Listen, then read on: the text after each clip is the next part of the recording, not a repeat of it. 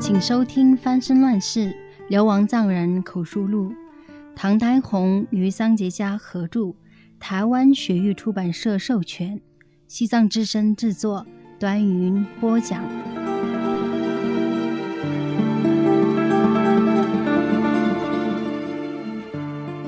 翻身乱世：流亡藏人口述录。为色序。证言是如此迫切又重要。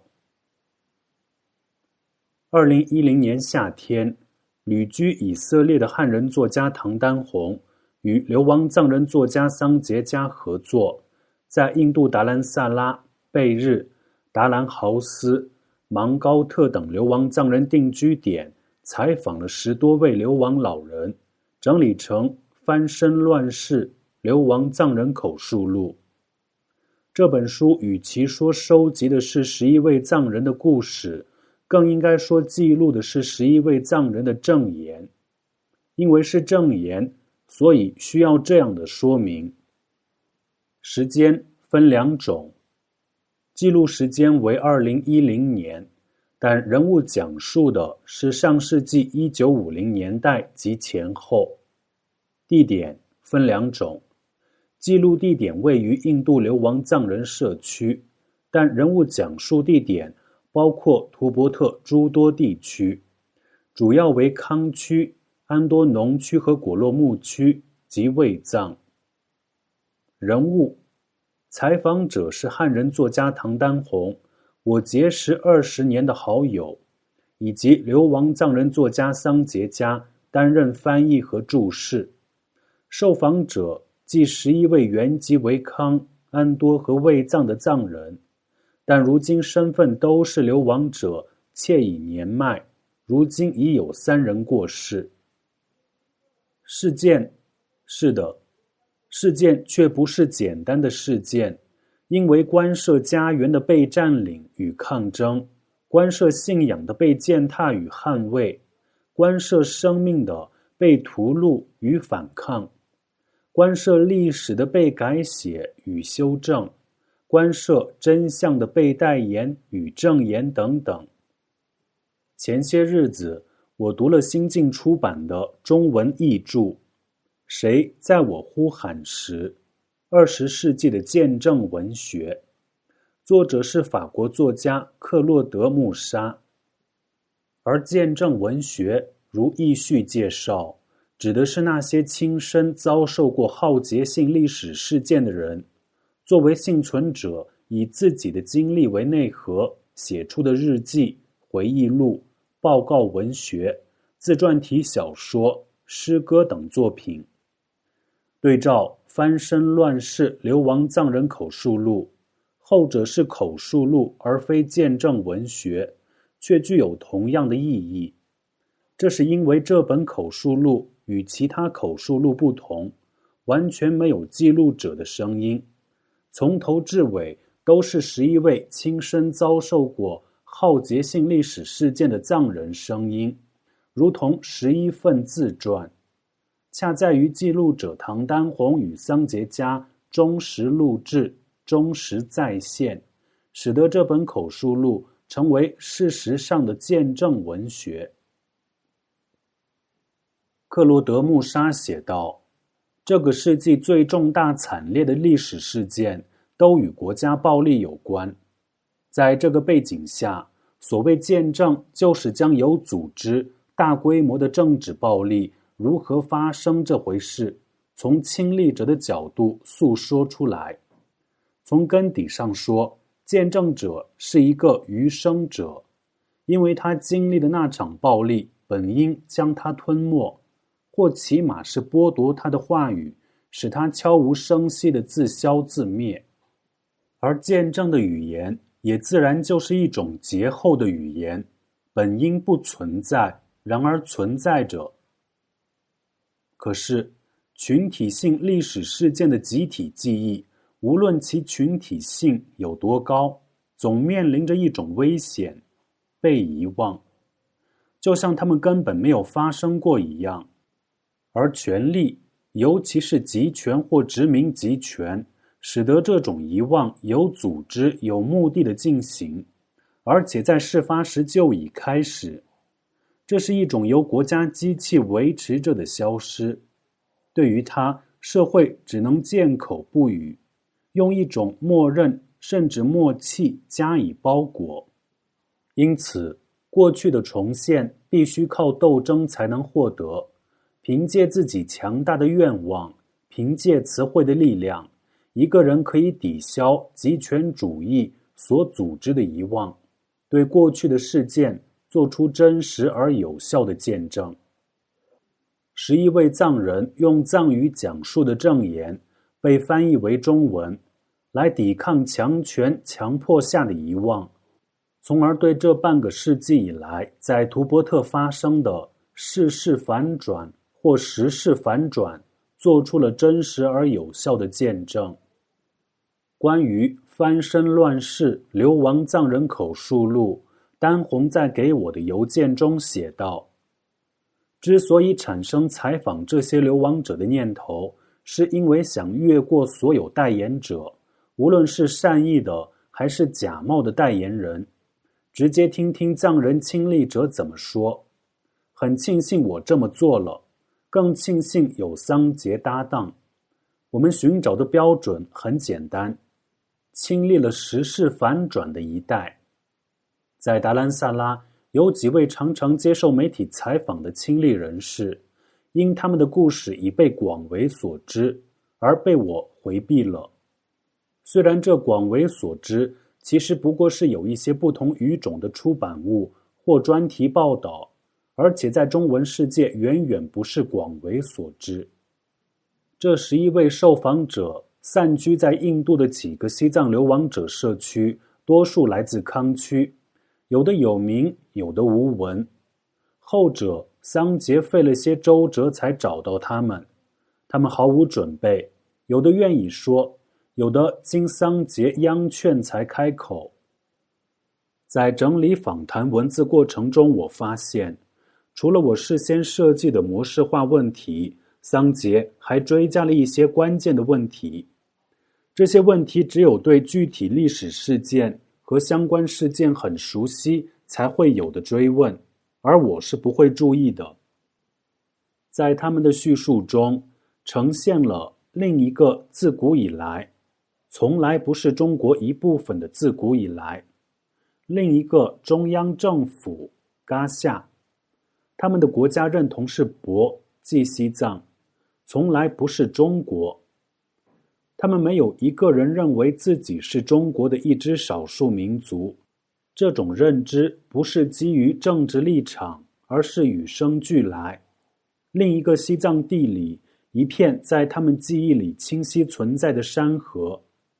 而在我的现实眼界里，却是中文行政区化名下的幻影。在见到他们之前，好多地方我都去过，理塘、香城、卢霍、甘孜、德格扎西卡、邓科、江达、玉树。我所有关于雪峰、草原、野花、寺庙、人们的记忆，都来到了注定显现的另一层，掺杂了枪弹、炮火、夺命、家破人亡、人去楼空、客死他乡。在另一封邮件，丹红则说明，我和桑杰共同认为，中文过去的某些习惯译法，既未能完整准确传达藏语本来的含义，而且还有故意矮化之傲慢，也包藏了政治用心。既然是藏人的述说，汉译就应该尽量接近原意和本来面貌，而不是重新落入过去被处心积虑贬低了的中文翻译里。因此，把汉人统一改成了中国人，也把部落恢复到藏文音译雪巴，头人改用藏语音译本，土司改用藏语音译节部等等，并做了相应的注释。我回复丹红，你的话深深触动我，你说得很准确，那些别有用心的代言者受够了。注意到丹红和桑杰向受访者提出的20多个问题，比如，请您谈谈您对家乡的印象，您是否认识你们当地的本，即头人？在您印象中，本是个什么样的人？您那时听说了汉人、汉地吗？您对到您家乡来的那些中国军人或干部有什么印象？您怎么决定逃亡或参加抵抗活动的？您在逃亡或抵抗经历中记得最深的事情是什么？中国政府称你们为叛匪，您认为自己是叛匪吗？等等。丹红和桑杰实际上做了一件非常及时的事情，而这更应该由被卷入翻身乱世的数百万藏人的后代们去做，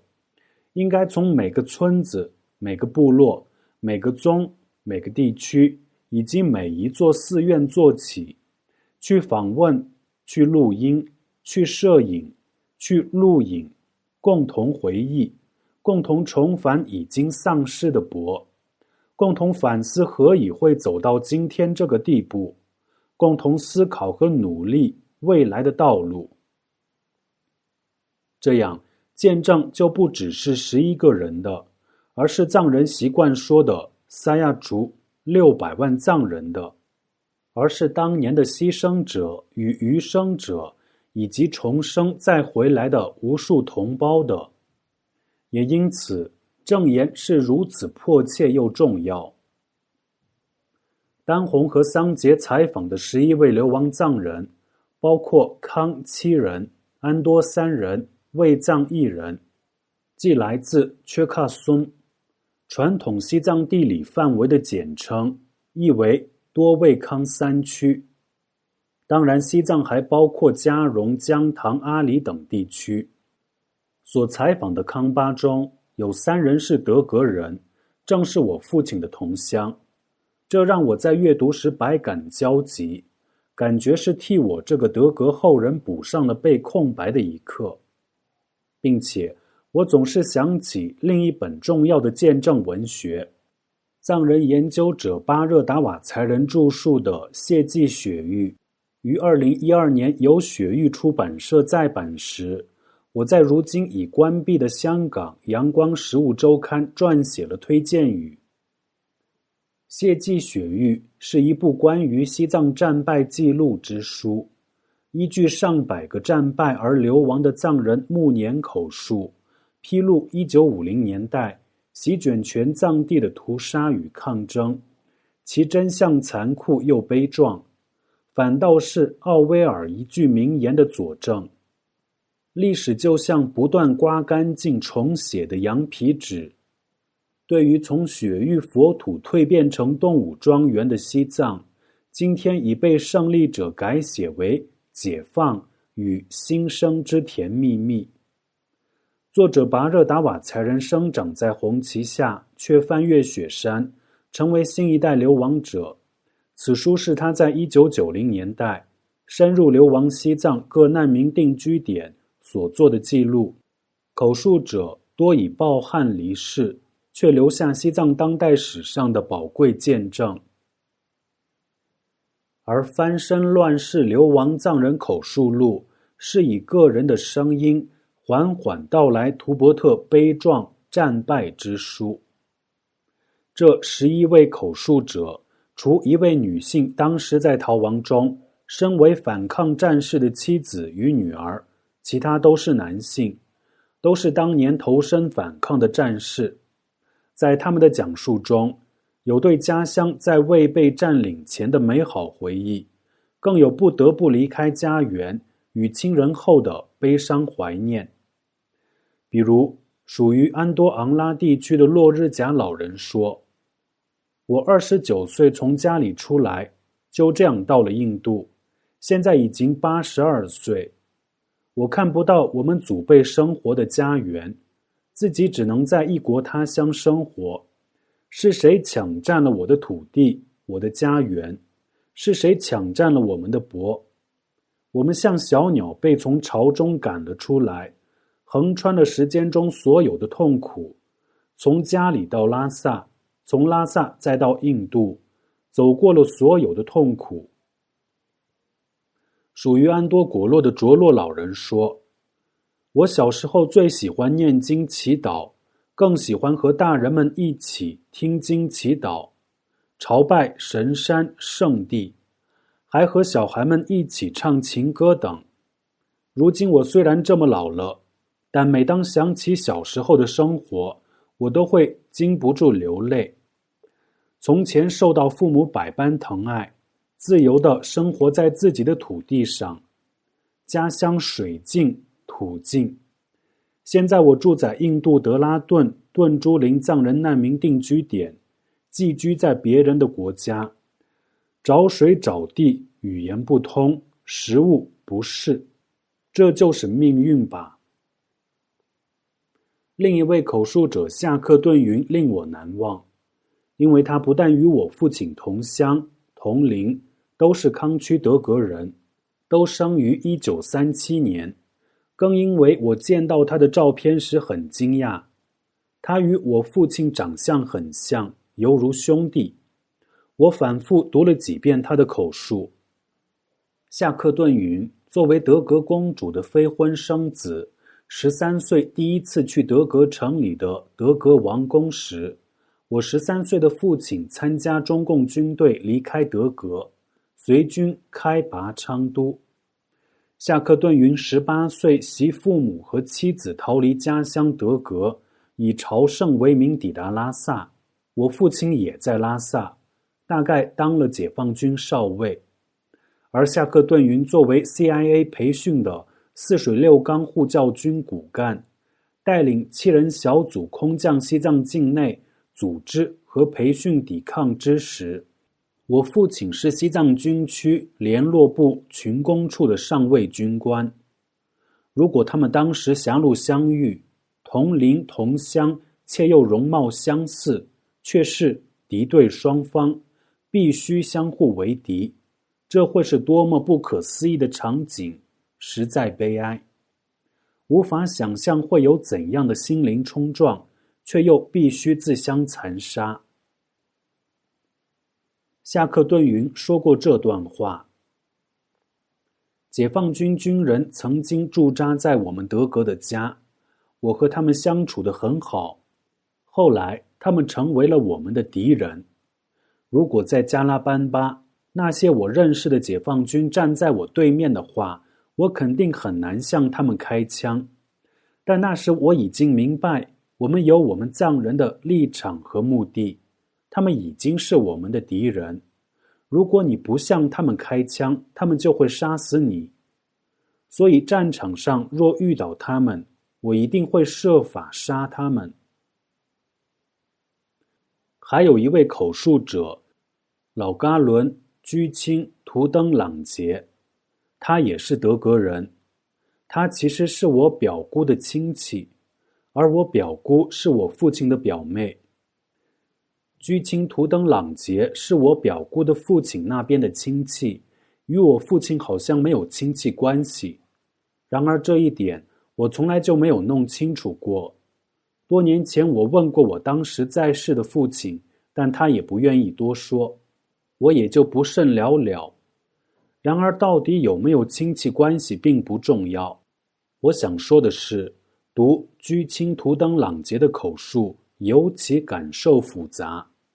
从年龄讲，他比我父亲年长6岁；从经历看，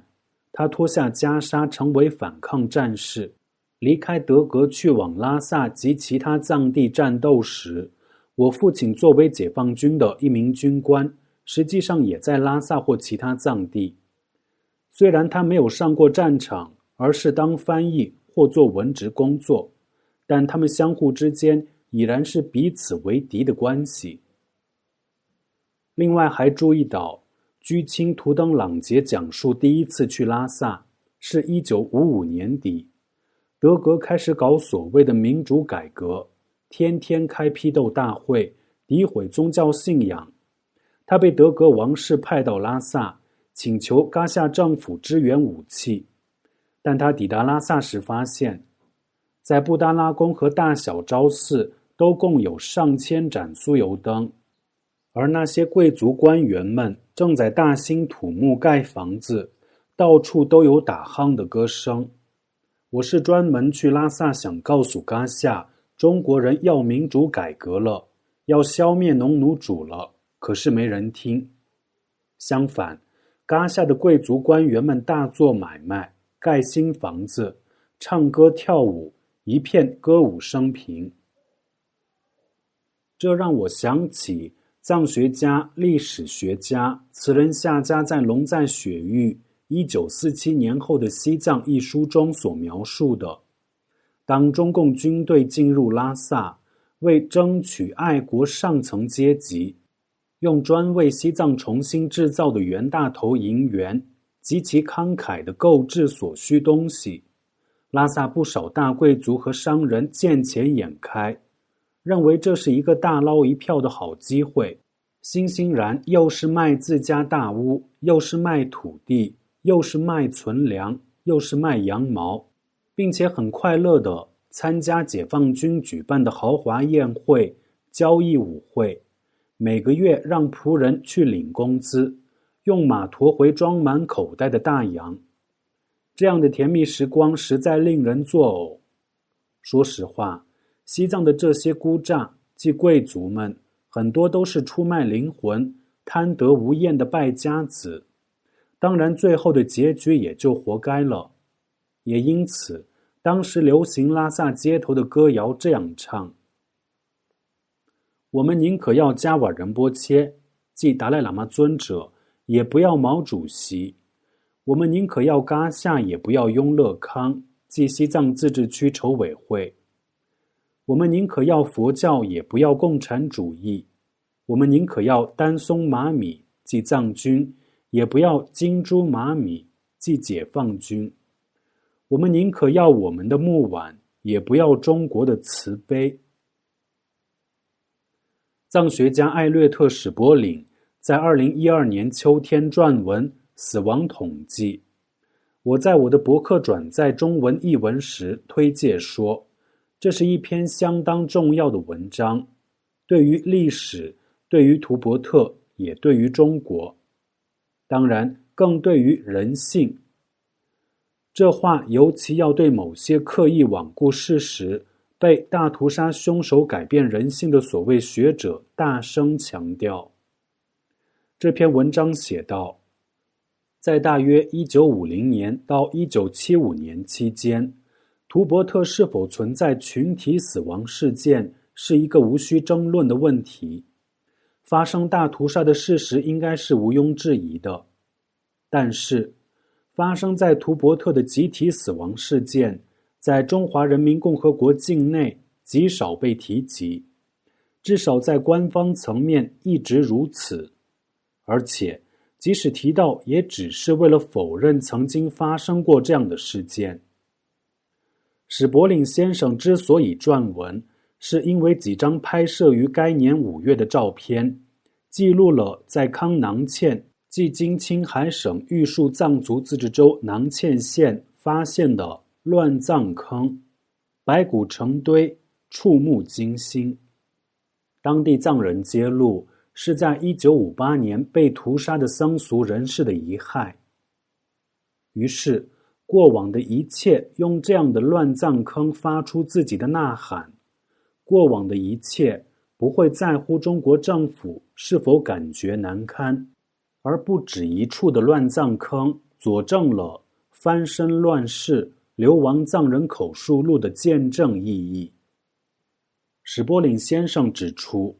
被查禁的大屠杀历史还会通过其他一些管道突破中国当局强行设置的障碍与缄默。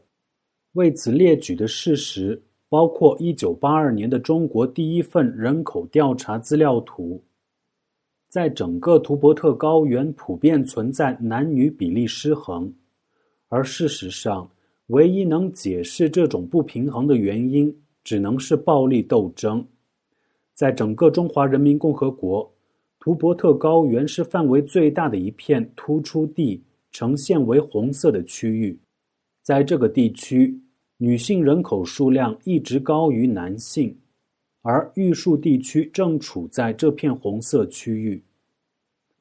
翻身乱世流亡藏人口述录中就有2位藏人是这片红色区域的余生者。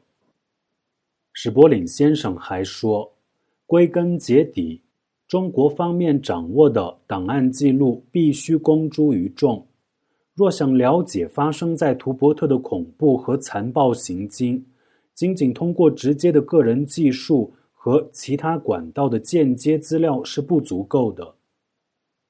但在今天，当局的档案记录依然封存于黑幕背后，余生者的口述及更多的见证文学尤其迫切而重要。正如属于康理堂的热珠阿旺老人所说，共产中国人没有信仰，逼迫藏人摧毁寺院，以本、活佛、僧人剥削人民为名，屠杀本、活佛和僧人。他们动用国家军队对康和安多的藏人进行镇压。国家军队有枪炮、飞机、炸弹等，而我们除了私人买的枪之外，没有别的武器。他们对这样的民众进行无情的屠杀。这件事我们藏人会一代又一代讲述下去，永远不会忘记，直到我咽下最后一口气时也不会忘记。我与丹红最早结识于他在成都开的卡夫卡书店。她是个典型的成都美人。他的书店开在当时的古朴巷子，而今的仿古景点。我被书店里的西藏专柜吸引，而他就走到了我面前。这之后是长达20年的友谊，日益深厚，不论彼此天各一方。我们都有着与生俱来的写诗热情与天赋，也写散文。而他写的好几篇西藏散文以我为原型，只是把我写成了男性僧侣。他还拍摄电影，拍的第一部抒情风格的专题片是依据我的虚构且浪漫的散文《你在何方行营》，只是他找来的演员都是康区牧民，而不是我所写的卫藏贵族。而他拍的纪录片很宝贵，记录了楚布寺的天葬与法会，少年噶玛巴仁波切的风采，还有康扎西卡的生态与民俗。他多次来拉萨，有时与我住在一起。我们去寺院朝佛，我们到处逛逛，吃川菜或藏餐。我俩的相似之处不仅在于年龄、写诗、文艺，不仅在于都说四川话，不仅在于对西藏深切的爱，而我的爱因为来自骨血更多亲密。正如丹红在邮件中对我说，他们是你所爱的乡亲，也是因神秘的因缘而为我所爱的人们。更在于我们都怀有深深的耻感，他的耻感源于他是汉人，我的耻感源于我有1/4的汉人血统，源于我的解放军父亲。因为耻感，我们心灵不安，甚至感到羞耻和罪恶。因为耻感，我们希望以写作者的身份来补过，甚至赎罪。也为此，丹红在2008年3月的西藏抗暴事件爆发之后，写了《西藏：他的痛楚，我的耻辱》等文章，其中这样写道：18年前，在我第一次踏上西藏的土地之前，我不能想象我将对那里的人抱有越来越深的无以排解的歉意。我也不知道我的生命将因与他相遇而蒙获终身享用不尽的恩泽。我也不知道在蒙获他的抚慰与悲悯的同时，一种与我个人毫无关系，而是与藏人、汉人两个民族有关的痛苦，将在我这个个体的生命中弥散绵延。正因为耻感，丹红和我都共同走上了见证文学之路。我们希望破除的是，包括了国家与国家主义者、强权与强权授权的殖民者的除役诅咒。罪恶存在过，而且还在不断累积，正如苦难存在过，而且也不断累积。而这所有的一切，并不是不曾存在过，更不是除役诅咒就能够销毁或涂改。乔治·奥威尔在1984中所写的非人，是被肉体消灭且似乎从未存在过的人。而翻身乱世流亡藏人口述录中11位流亡藏人所讲述的无数被屠杀的藏人，肉体在当时被消灭，曾有过的存在也被消失在有形或无形的无数乱葬坑中，就像是他们从来没有存在过。然而证言终究让同胞的存在不被消灭。最后要提到桑杰家，他老家在安多，70年代生人，注定是新一代的流亡藏人。先是从境内藏地流亡至达兰萨拉，而今旅居欧洲。虽然我们未曾谋面，但也友情深厚。在此我要感谢他多次帮我翻译藏文文章。写于2015年8月20日，北京。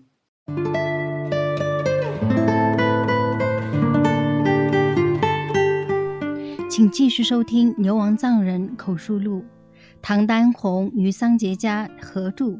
台湾学域出版社授权，西藏之声制作，端云播讲。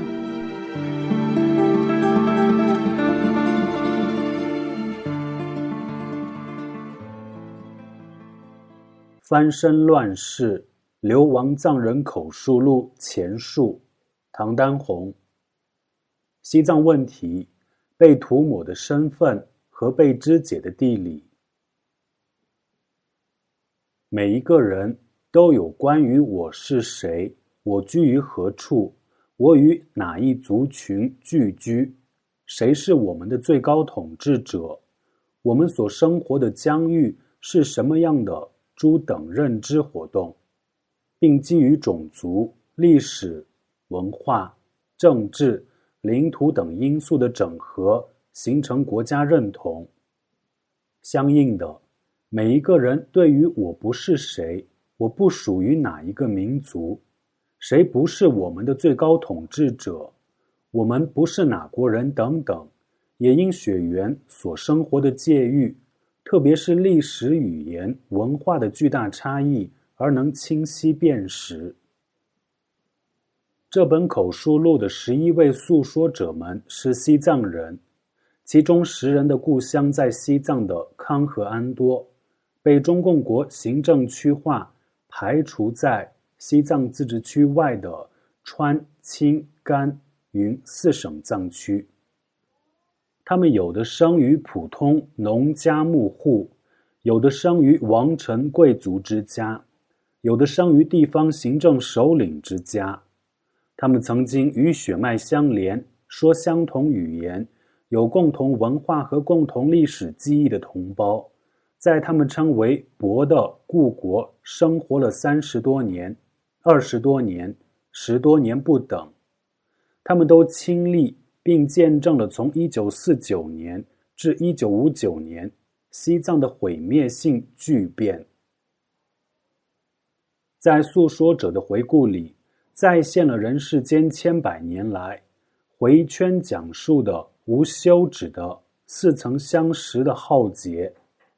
人们过的日子，栽种耕地，放牧牛羊，吃穿无忧，朝拜寺庙，婚丧嫁娶，不安的预感和自我安慰。孩子们玩耍、逗狗、念书、骑马、唱歌。然后侵略者来了，你的家你的朋友和你的祖国倏忽全失，土地被剥夺，牛羊被收缴，房屋遭没收，寺庙被砸毁，抵抗者被杀，老弱妇幼被杀，屈服者甚至合作者也死于非命，亲人和孩子们活活饿死。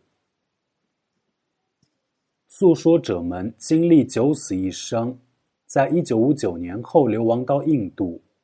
但这本口述录并不仅是一些西藏人的悲惨经历，不仅是家破人亡，也不单是遭掠夺、屠杀、奴役的受害者被遮蔽的控诉，这更是世代实存的西藏国家认同、博巴国族认同的证明，也显现了统一的多民族国家中国形成的当代情景和传统模式。口述者对多年前事件发生的具体过程、细节时间不免有记忆偏差，更谈不上精确的资料。但是更至关重要的是，中文读者需在固有的定见中对位检视和洞察。尽管在1949年之后，大量中国人也迅速地遭到极权怪兽的无情吞噬，但在这段交叉重叠的历史中，藏中受害者更有本质的区别。第一，国家认同和国族认同。明显的，流亡藏人的叙述所呈现的国家认同和民族认同是自古以来的博。政治上认受的统治者是博巴，即藏人。即便有批评有讥讽，但仍然承认的寻求保护的中央政府是甘丹颇章，即西藏政府。藏人愿意祸福与共的共同体是博巴，愿意用生命捍卫的是博的土地、佛的事业。抵抗武装四水六冈主要由康巴和安多人组成，他们以宁死不屈、决一死战的决绝，实现了康人和安多人的国家认同，博。而在同时期，中国人的国家认同是中华人民共和国，民族认同是汉，或以汉化为实质改称的中华民族。政治上认受的统治者是以中共为首的汉人政权，愿以祸福与共的共同体是中华民族，与全人类无产阶级的混合，愿用生命效忠的是共产党领导的新中国和共产主义事业。流亡藏人口述者没有人自认为是中国人，也没有人认为博巴藏人是中华民族，中国的一支少数民族藏族，或今天显得更中立的同意反复中国非汉民族。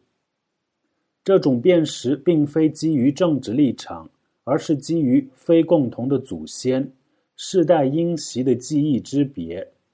迥异的信仰和价值观、语言符码和归属感之别清晰可辨。博是博，家是家，西藏是西藏，中国是中国。中国人、汉人自认华夏、中华民族、中国人这类集体身份。在华夏文化意识里，汉人是文明持有者和真理垄断者，西藏人和周边民族是落后野蛮的土著，有待先进的汉民族去拯救、教化和提升。中国人要建立现代主权国家，却将藏人和中原周边的民族视为不具国家意识的政权概念淡漠的原始部族。汉人自认有权定义并处置他族的民族身份，汉人自认有权塑造其他民族的中国认同和国族认同。汉人大众也复合将中华民族、少数民族、中国非汉民族这类自创的包藏政治用心的指称附加给藏民族和其他周边民族。第二，最高统治者和政权合法性。西藏历史文献和流亡藏人的叙述显示，藏人始终不曾将满清皇帝视为最高统治者，也明确不将中华民国政府视为中央政府。相反，对于满清在西藏安多和康区等地的划并和改土归流，以及民国军阀势力盘踞康和安多，藏人的集体记忆是遭受大规模屠杀、匪帮的抢劫和藏人力弱无助之下的屈从。中国人、汉人对满清皇帝的认同是变幻的、多重标准的、实用主义的，一会儿是入侵者、占领者，一会儿又成了武功实权、开疆拓土的雄主，一会儿是剃发易服、强行满化的恶魔，一会儿又是尊儒统、行汉制的明君，一会儿是要驱逐的鞑虏，一会儿又变成多民族中国的。中国人对清末赵尔丰和国民党军阀的评价也是两面的、分裂的。赵尔丰和马步芳皆因屠杀汉人被斥为手段残忍、荒淫匪首，同时却因他们入侵西藏的康和安多，武力推行殖民同化，横征暴敛、屠杀抢劫西藏人，而被国人视为一种以国家为出发点的文化意识，以及维护统一的英雄。更以赵尔丰改土归流和民国军阀的管理作为康和安多受中国统治不属于西藏的证据。截止1959年，达赖喇嘛和西藏甘丹颇章政权的合法性得到多位康三区藏人的普遍认受已近400年。康和安多等地的自治王国首领或属西藏政府委派，或接受西藏政府认证。流亡藏人叙述内容也显示，基于西藏政治的、民族的、文化的、传统的关键原因，自治王国首脑和大小行政官得到康和安多藏人的普遍认可和忠诚。在政教合一制度中，寺院和僧团作为政权重大组成部分，也在西藏三区各个角落有效行使了统治和管理职能。满清短暂的政治干预或单方面宣称的划并，不但遭到藏人抵制，而且离统治的普世定义和标准也相差甚远。中共国今天对西藏的统治，是通过昌都战役以及藏人称为时势翻转，中方称为平叛的战争屠杀和持续至今的胁迫之结果。在中共建政阶段，中共宣称的反帝、反封建、反殖民，迎合了辛亥以来中国大众的华夏民族主义。中共的新民主主义、共产主义等政治主张，迎合了中国人对现代化政治的渴求和乌托邦理想，使当时的中共被中国大众普遍接受。中共以反帝、解放中国全部领土、完成统一中国的事业为借口，对西藏等周边国邦的吞并，得到了中国主流社会的普遍支持，极大提升了中共政权的合法性。中共在西藏推行民主改革，符合当时中国主流社会对土地改革、阶级斗争的认同，也符合中国主流社会对政治一统和文化一统的传统意识。中国主流社会对中共意识形态的认同，同样赋予了中共评判的合法性。中共对西藏三区民众反殖民暴动的镇压，并非什么秘密战争。新华社、人民日报、中央人民广播电台公布歼敌战果，炫耀评判胜利，咒骂西方阴谋等，都提升了汉人主流社会对中共政权的欣赏。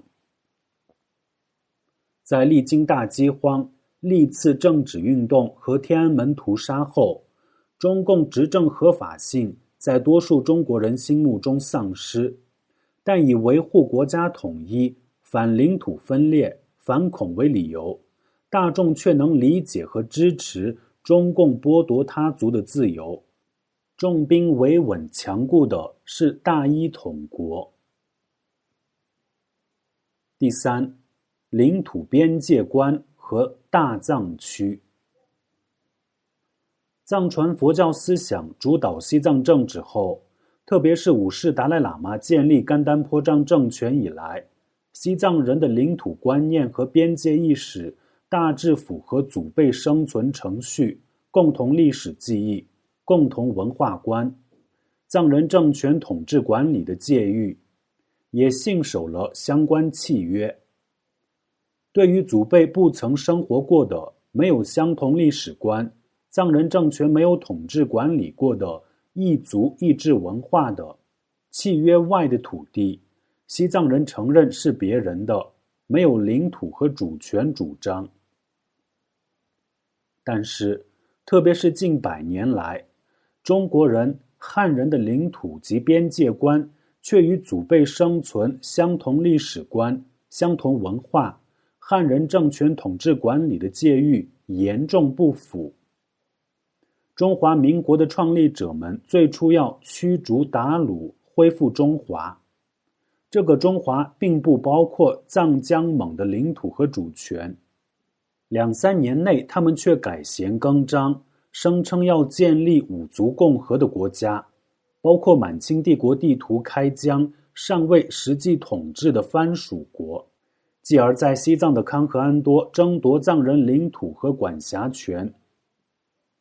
到中共国入侵西藏时，中国的领土边界观已延伸到了汉民族祖辈不曾生活过的、汉人政权从未统治管理过的、儒家文化圈之外的异族异质文化的喜马拉雅山脉。必须再次提醒读者，这本口述录的叙说者们是西藏人，大多来自西藏的康和安多，既被中国行政区划排除在西藏自治区之外的川、青、甘、云4省藏区。但叙说者无一人自称是四川藏区的藏人、青海藏区的藏人，或自称来自甘肃或云南藏区。上部阿里三围，中部卫藏四如，下部多康六港，是藏人持续了1000年以上的领土描述。西藏民谚卫藏教法区、康区、永士区、安多骏马区，也是1000年的人语文化，戎边卫疆的军勇，草原良马之风物的疆域总和。西藏博就是包括多卫康3区及阿里、嘉绒、羌塘等地区的西藏。而在中国人、汉人眼中，这片被原主人视为整体的博的土地，却是分成几块的支离破碎的政治地域景观。西藏仅等于金沙江以西的康区西部，卫藏和阿里组成的西藏自治区。此外，四川、云南、青海、甘肃4省也有藏族聚居区。形成这种中式西藏的历史依据主要是18世纪中叶，满清对西藏分而治之，将安多从西藏划出，划入青海地区和甘肃省，将康从西藏划出，拆分划入云南、四川。清末赵尔丰平康，改土归流，中华民国将康区从西藏和四川划出，设置川边特别区，后划并西康省。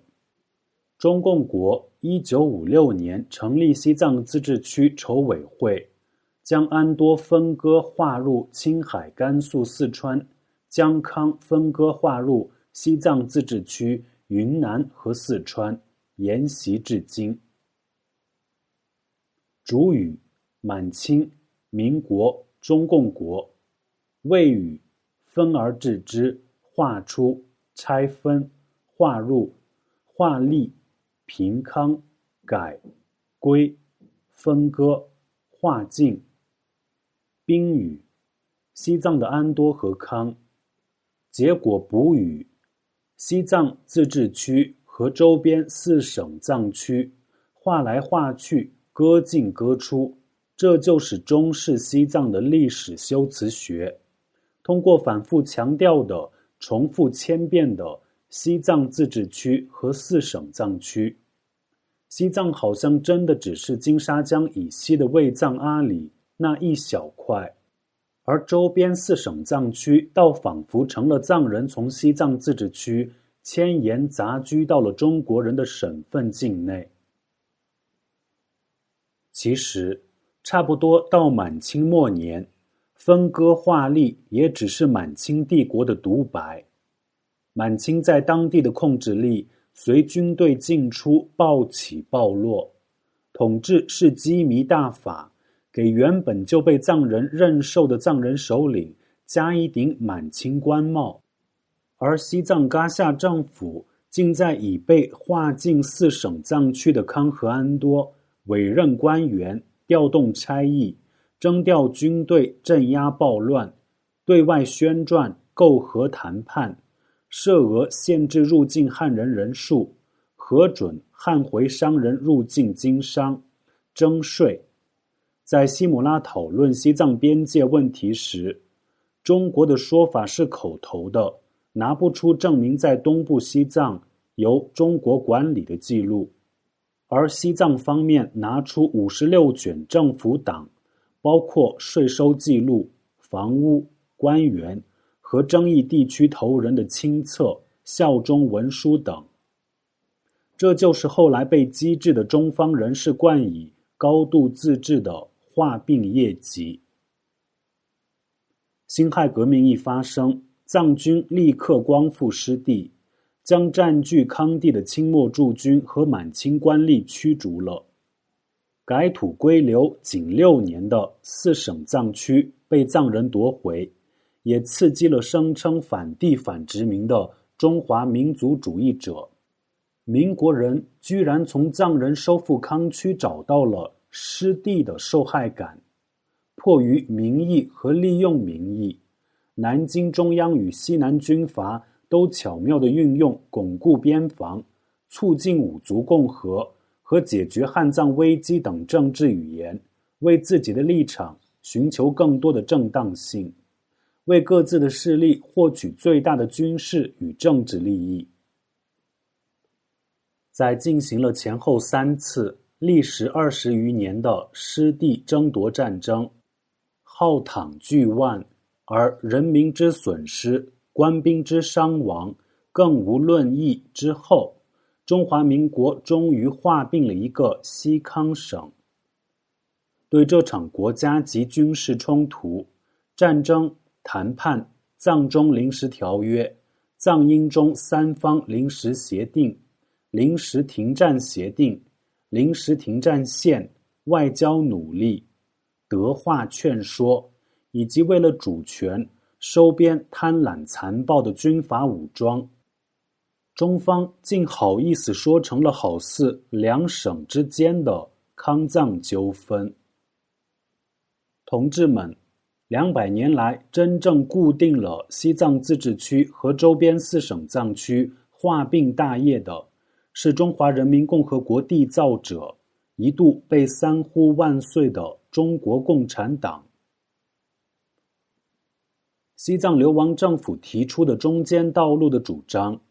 整个西藏高原的3大传统省份卫藏、康和安多，一直都是西藏的重要部分，不仅有相似的地理地形、文化语言和宗教也相同，故此所有藏人聚居的区域应由一个统一的行政机构来管理。而恰如虚构中华民族、虚构自古以来的多民族统一国家一样，中方变了一个脑洞大开的戏法——大藏区。西藏流亡政府幻想建立占中国领土1/4，历史上从未存在过的大藏区，囊括了西藏自治区和青海省的全部，四川省的1/2，甘肃省的1/2，云南省的1/4，以及新疆维吾尔自治区南部，面积共计240万平方公里。在因果导致、时序挪移的中式历史错乱叙述中，藏人多为康3区统一自治的主张，成了试图将4省固有领土大面积划走的非分之想。第四，主题统一、武器进化和词语演变。让我们来告诉你，你是谁，你居于何处，你与哪一族群聚居，谁是你们的最高统治者，你们所生活的疆域是什么样的。普天之下，莫非黄土；率土之滨，莫非黄尘。你们是西陲的藏番蛮民，是腹地3边的罗夷野番，是西藏辖地的普鲁之芒。你们的土地皆为大皇上所有，无论汉人、蛮人，皆为大皇上百姓。大皇帝是我们中国的主子，我们吃的、穿的和住家的房子、栽粮食的地方，都是大皇帝的。大皇帝的恩比天大呢。金龟流改君宪，开化土种，中国尊孔，乃合大皇上之制度，皆之以忠君爱国为主，入版图亿万年。这是一曲屠夫的爱国之歌。在这位屠夫强调中华民族对以汉族文明为代表的国家文化共用，强调的是文化立国之前一年，他率2000清兵攻入藏东康区，攻城略地，毁经焚寺，残杀当地藏人首脑、僧侣和平民数千，将暴动首领剜心沥血，以祭奉权。用寺院的大锅将藏军连长伊西达杰活活煮死。理塘自治邦首领理塘第八、巴塘自治邦首领巴塘第八皆俱降被杀。正如中国体制内学者所说，对于清王朝来说，军事的一统是前提，而文化的一统才是帝国长治久安最可靠的保证。杀人之后，赵尔丰废除土司制度，设立州县，废除寺庙特权。新学要求藏人说汉语，着汉服，移汉名实边，推动垦务、通商、开矿等等。也就是今天中共国体制内学者对改土归流的规范式总结，结束了中央王朝对川边诸土司各部的羁縻政策，完成了川边藏区与中央王朝其他行政区域的政治一体化。同志们，不仅对于清王朝来说，军事一统是前提，对于历朝帝国，军事一统都是前提。中式历史修辞学还有一种规范说法，历代王朝在处理边疆少数民族关系问题时，无不奉行开疆扩土的民族政策。开疆扩土显然不是垦荒除草。上至秦朝军事一统六国，下至满清帝国军事一统了我们。对于中华人民共和国来说，军事一统也是前提。当然，时代是发展的，武器从刀戟火枪进化为苏制枪炮轰炸机，词语也从开疆扩土换成了解放，驱逐帝国主义侵略势力出西藏，西藏人民回到中华人民共和国祖国大家庭中来。同志们，不仅满清帝国要实行政治一体化，历朝帝国都要实行政治一体化。从秦汉到满清，从羁縻册封到改土归流，从设置州县编户齐民，到划立四省，到设置西康省，到设置自治区、自治县，从统一文字到统一尊儒，到统一信仰共产主义，到统一做中国梦。大一统国有老道的统一经验和运用至今的民族政策。当然，时代变化了，语言需进化。满清赵尔丰推行的改土归流，因辛亥革命而中断。50年后，中共国以民主改革的名义，重新开启了赵屠夫未尽的一体化，废除土司制度，设立州县，废除寺庙特权。这一切在《翻身乱世流亡藏人口述录》里都有中共吞并政策的相应版本。11位见证人的证词重现了宣讲朝廷垂念边芒之志意，宣讲土司蛮官之暴虐，重现了以儒排佛，宣讲红黄两教分如麻，明明弱种第一法，不爱国家不养爹妈的共产主义模式。让我们来告诉你们吧，你们是农奴和农奴主，是无产阶级和剥削阶级，你们居住的是自古以来的中国领土，你们是组成多民族统一中国的少数民族，你们的最高统治者是中原王朝、中土政权、中央政府，是党，党的恩情比天大。你们在中国版图的西藏自治区和周边4省藏区，屠夫的爱国之歌是似曾相识的。同志们，不仅对于清王朝来说，文化一统是帝国长治久安最可靠的保证，对于中华人民共和国来说，也是帝国长治久安最可靠的保证。但是灭绝一个2000年历史的意志文化，而达至文化一统，是消除记忆的灵魂工程，一刀一刀剐肉剔骨的替换。因此，改土归流远没有结束，以双语教学抹去语言，以爱国爱教摧毁宗教，以西部大开发移民实边，各种招抚赐封，各种屯垦，各种通商，各种开矿，各种一体化。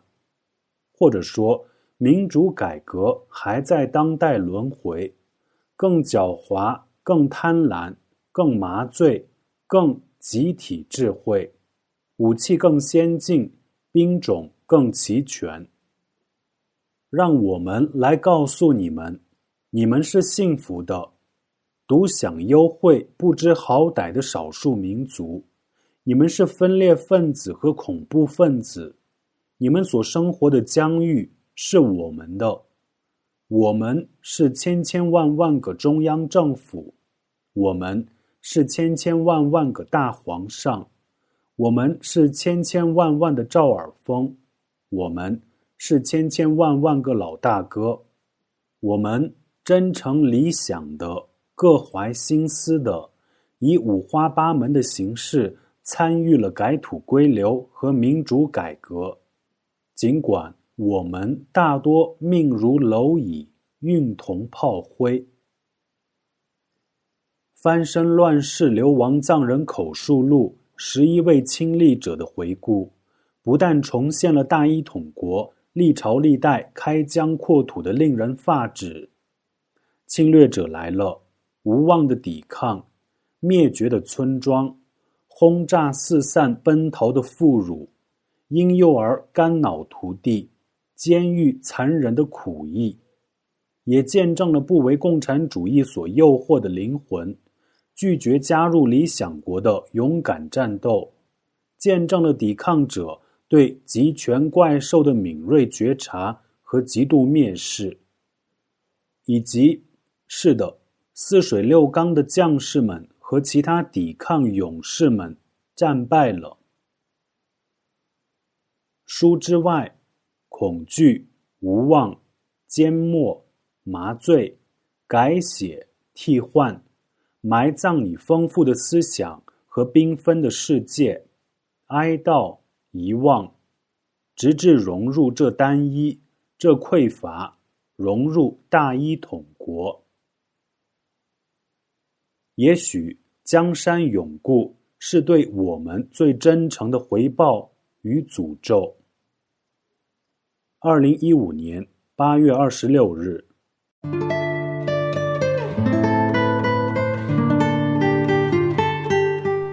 请继续收听《流亡藏人口述录》，唐丹红与桑杰家合著，台湾学域出版社授权，西藏之声制作，端云播讲。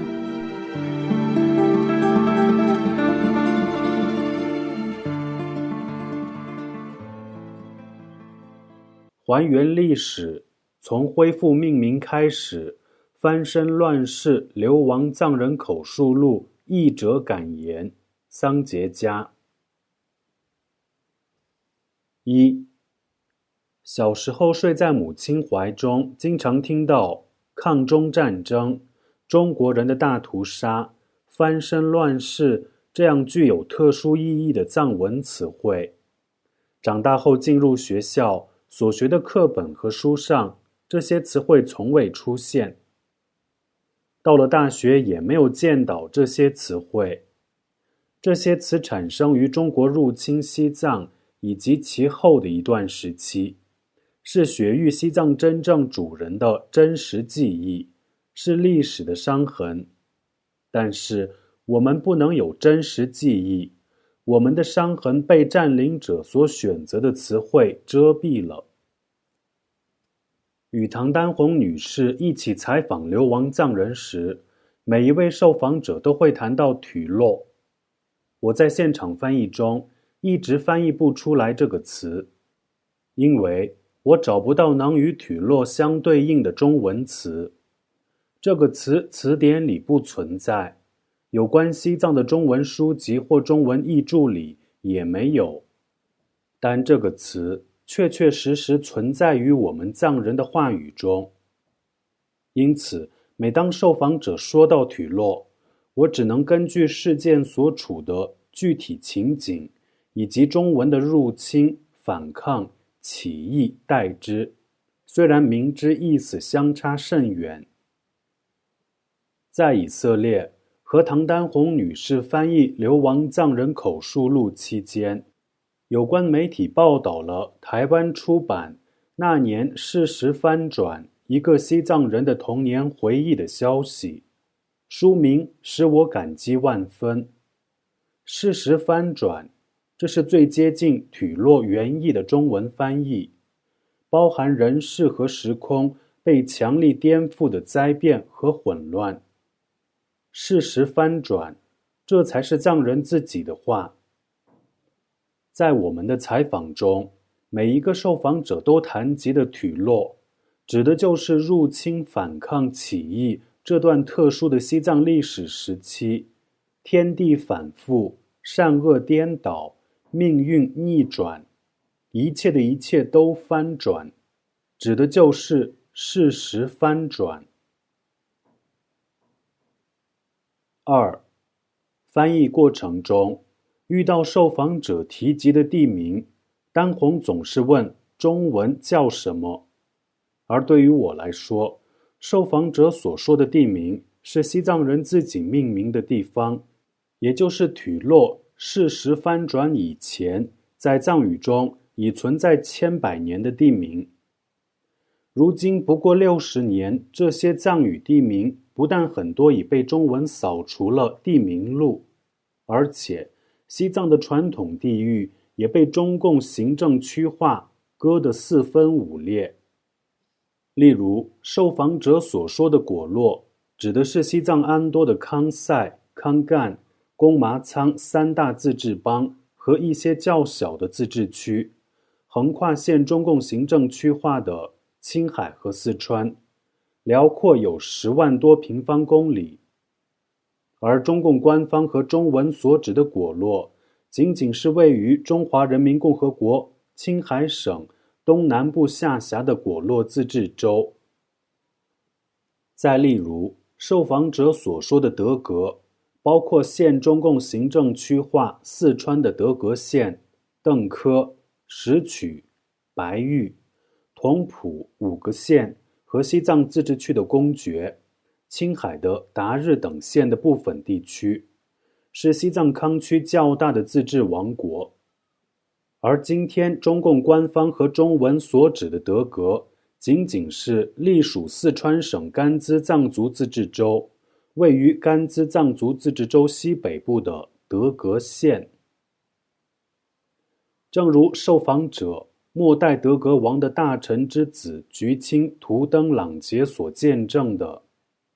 德格被分成了5个县，所有的工作都是按照州县的方式运作，有州长、县长、科长等各级官员，权力到了各级官员那里，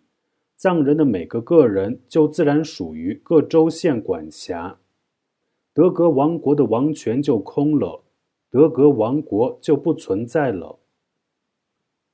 中共军队强行进入西藏，重新划分藏人传统区域，建立州县，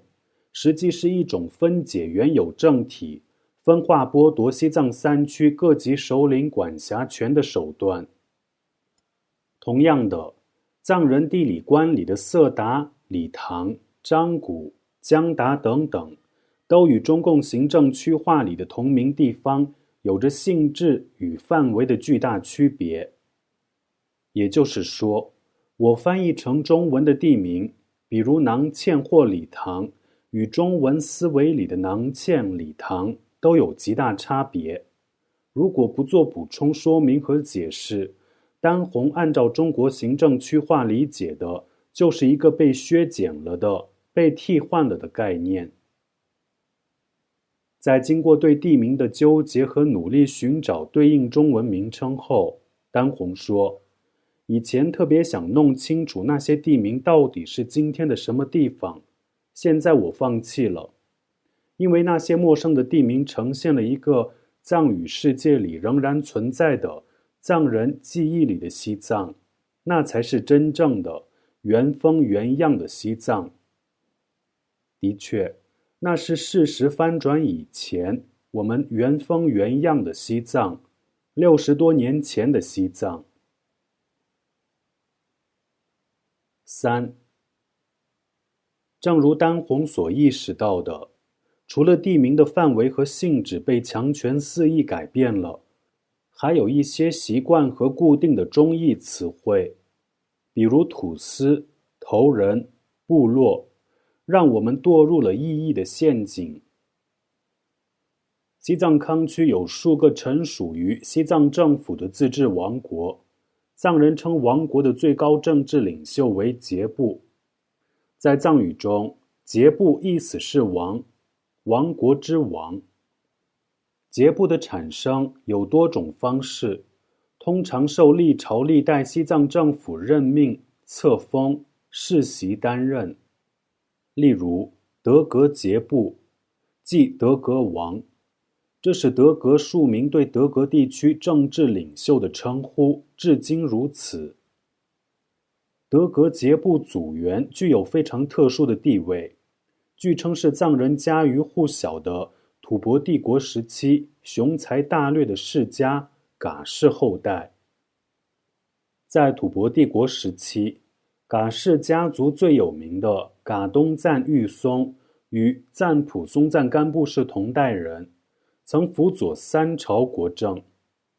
噶东赞玉松的塑像竖立在布达拉宫、大昭寺、昌珠寺、雍布拉岗等，是西藏人民对一代名相的无限崇敬和永远怀念。噶东赞玉松的后代继承父业，效忠报国，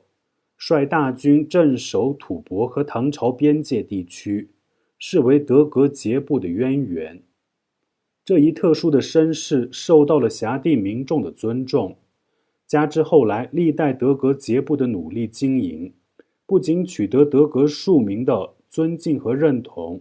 也得到西藏政府的认可，并任命为萨教，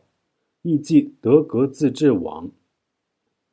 西藏佛教大成就者美庞仁波切的名著《王行真言》就是为德格节部写的，被学者誉为西藏行政管理学经典。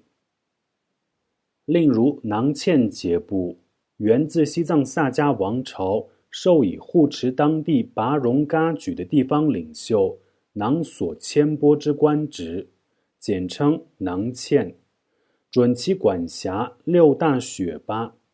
有寺院4000户僧众，6000户俗民，后称囊所谦波为囊谦节部，即囊谦王。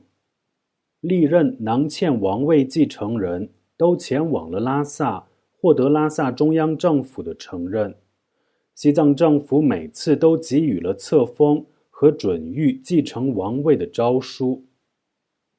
另外，嘉绒地区有嘉绒18节部，即嘉绒18王国，和嘉绒18节臣，即嘉绒18小王国，如加拉节部、赞拉节部等。中国官方文献也写道，藏人不但称自治王国的国王节部，也称满清皇帝加纳节部，亦即中国王。可见对西藏人来说，这些自治王国的王与满清皇帝的地位是对等的。可是藏人心目中的王国王，中文却翻译变成了土司，如德格土司、嘉绒18土司、明正土司、小金川土司等，而囊谦王在中文里变成了囊谦千户和囊谦25族。我和丹红一度按照中文习惯译法，将节部译成土司，别扭的感觉使我们逐渐醒悟，这种习惯译法正是陷阱，因为土司改变了节部的原意。按照中国百度的解释，土人，即当地人；司管理，土司任命当地头人为管理者，负责当地行政、赋税、官司、招兵等等的责任。土司职位可以世袭，但是袭官需要获得朝廷批准。丹红在与我的探讨中说，中文土司的这一解释与节部的本意完全不同，朝廷命官和王者的意思并不对位。藏人说的是得到西藏政府和藏人民众承认的王，中文习惯译法却操纵读者理解为中国政府任命的土官。显然，土司一词的功能是附加中国权力，意在说明土司的权力来源于中国朝廷，是中国朝廷的下属，从而抹去节部权力的真实来源和实质，即受西藏政府分封、认定以及受辖地民众的认可。其实，土司是中国王朝在无法达成军事征服、无法立即进行直接统治的情况下，承认节部固有的统治，追封土司官职、偷换概念的伎俩，与真实的任命相差万里。事实上，藏人百姓并不承认中国朝廷或满清朝廷，否则就不会有那么多暴乱镇压，也不会发生武力推行改土归流。如果继续使用土司这一习惯译法，我们就不自觉地顺应了中国式的权力逻辑，也违反了翻译的忠实原文原则。所以在翻身乱世流亡藏人口述录里，我们将中译土司恢复为藏语音译节部祭王，并做了相应注释。4. 您是否认识你们当地的头人？在您印象中，头人是一个什么样的人？您是否还记得周围的人，比如父母、亲戚等，是怎么讨论头人的？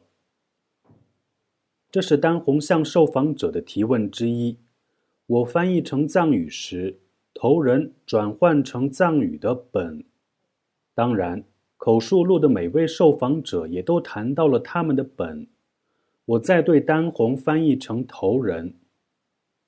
同时，红旗下成长的被灌输一族，我们在采访和后来听录音翻译的很长一段时间，都不自觉地重复走进中文词语的圈套。在意识到节部王被处理成土司土官的问题后，我们想到了汉语头人所对应的藏语本。本藏语是长官之意，指的是乡、村寨或游牧社群的行政官，一般由节部委任世袭，或因人格魅力、军事才能而被民众推举为本，但名义上还是臣属节部。也有西藏政府委任世袭成为本的，例如受访者落日家的家乡昂拉。昂拉本象迁家族是吐蕃帝国征税大臣的后代。西元492年，吐蕃王朝赤热巴坚征税大臣工叶悉达杰受派到这一地区居住，担任守疆和征税之职。从此其家族世袭担任了监察两岸的地方行政官。中国人不会把皇帝朝廷派遣到地方的官员称为头人吧？不会将规模类似于县的地方长官将乡长、村长称为头人吧？同样是受命于帝王，同样世袭轮替，同样管理类似县、乡村的地方行政官，甚至还有民众选举产生的。在藏语中，本的意思就是官之领导，中文为何却译成了头人呢？头人的语义一目了然，比地方行政官、乡长、村长、原始低级，倒也跟中国人称呼邻国人为蛮夷相匹配。头人本身就是中国人发明的词，然后还将头人解释为旧时中国的某些少数民族的头领、部落里的族长。由西藏自治王国的王委任的地方官本，就这么处理成了旧时中国少数民族头领。相应的，乡、村寨、游牧社会都成了部落。在藏语里，雪巴、错瓦、中巴、地瓦等词汇，包括村庄、乡寨、部族等意思，也有地域之意，是牧区或农区的藏人所辖属的乡、村寨或社群等社会基层组织。在中文世界，通通成了部落。一些地方自治邦，如阿木去呼、果洛等，在中文里也成了部落。中国百度对部落的解释是：一般指原始社会民众由若干血缘相近的宗族、氏族结合而成的集体，形成于原始社会晚期，即旧石器时代的中期和晚期，有较明确的地域、名称、方言、宗教信仰和习俗。有关氏族酋长和军事首领组成的部落议事会，部分部落还设最高首领。而台湾快译通电子国语词典的释义是：一、未成国家的民族；二、人民集聚的地方； 3. 游牧民族分布聚落。那我们可以来做一个对比。雪巴、错瓦，这些是西藏社会最基层的社会群体单元，其形成的过程有很长的历史。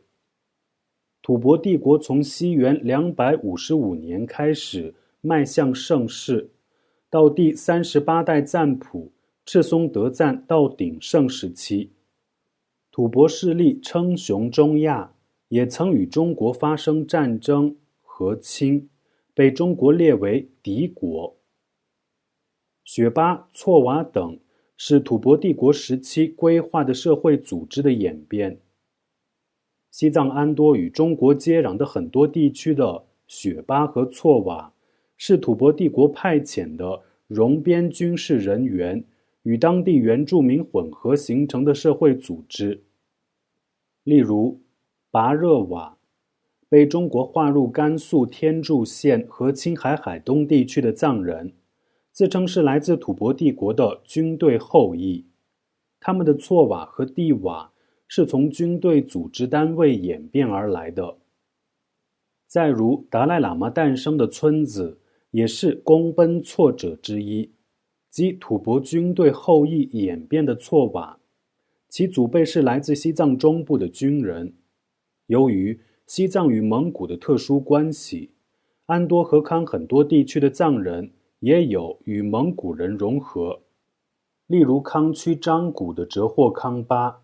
是成吉思汗的重孙汪清波及蒙古护卫军护送萨迦法王八思巴入藏时，蒙古帝国军人和藏人融合的后裔。吐蕃帝国兴衰，西藏政权分治兼并，佛教广传全藏，西藏民族与蒙古、与中亚诸国、与中国帝国、满洲帝国都建立了各种交流联系。逐水草而居的牧区藏人与种地的农区藏人交易农牧产品。在千年的历史长河中，西藏社会群体难道没有流动，没有经历相互相融、分离等各种变化？还仍然是原始社会民众由若干血缘相近的宗族氏族结合而成的集体吗？还仍然是形成于原始社会晚期的部落吗？还仍然是未成国家的民族吗？这在学术上说得过去吗？中国大唐盛世时期，也是西藏赞普盛世时期，中国历经衰落，被异族吞并等各种风云变幻，仍然是文明古国。西藏虽然政权更迭，但并不像中国那样被外来政权长期吞并统治，还传承弘扬了闻名世界的西藏佛教，倒被文明古国形容描述成了远离文明、无政治体系的部落地区。中国人想证明人类社会在青藏高原倒退了吗？除了最初中华沙文主义的傲慢和贬损，这也是继后历史改写工程必须的一部分。因为即便受制于体制，但中国学者绝不是笨蛋，不会分不清以血缘亲族为纽带的部落与人口流动融合形成的乡村社会化群体组织的区别。土司、头人、部落这些词语也是出于制度化的政治目的，被刻意使用在研究少数民族的学术论文和宣传中，使人们形成藏人原始、刀耕火种的土著，没有国家意识，没有政权观，未成国家的民族等印象。这种不但经济落后，而且灵魂落后的部落民，被先进民族收编统治，似乎也是顺理成章，有了合法性。丹红在与我的交流中这样写道：头人是一个中国词语，与藏语本的原意不符合。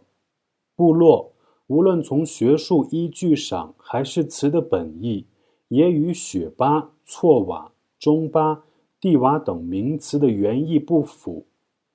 如果继续使用头人、部落等习惯译法，则不符合翻译的信达原则，更无雅可言。所以在翻身乱世流亡藏人口述录里，我们拒绝了中文习惯译法头人，改为了藏语音译本，将中译的部落改为了藏语音译雪巴、措瓦、中巴、地瓦等词汇。我还想补充说明的是，中国占领西藏后，虽然数次变更行政单位名目，组、大队、村、社等等，但几乎都是在西藏传统的雪巴、措瓦、地瓦、中巴、中措等行政单位基础上，以组、大队、社、村替换名称，仅很少一部分进行过再分割。这也从另一方面说明，所谓部落对应的就是中文概念里的村、社。5. 中国非法占领西藏60多年来，千方百计篡改西藏历史，丑化西藏社会，妖魔化西藏各阶层领导，并大量屠杀了各地的本。60多年来，在事实翻转中，在各种残酷的运动中，西藏人民没有选择，被迫玷污自己的政府、官员、上师和僧众。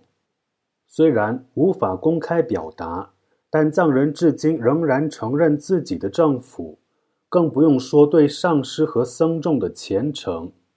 这在西藏境内外是有目共睹的。那些在事实翻转中带领民众反抗、流亡，并在抵抗中身先士卒、牺牲的本们，就如受访者所说的那样，是西藏人民心目中的英雄，是很好的人。各雪巴、措瓦和中措的藏人对本的后代仍然非常尊重，仍然把他们看作是雪巴、措瓦的本，具有一定的威信。这在西藏境内外都一样。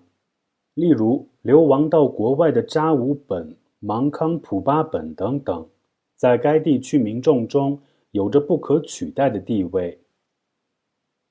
在西藏境内，除了那些被中共斩草除根的本外，幸存的本仍然具有很高的威望。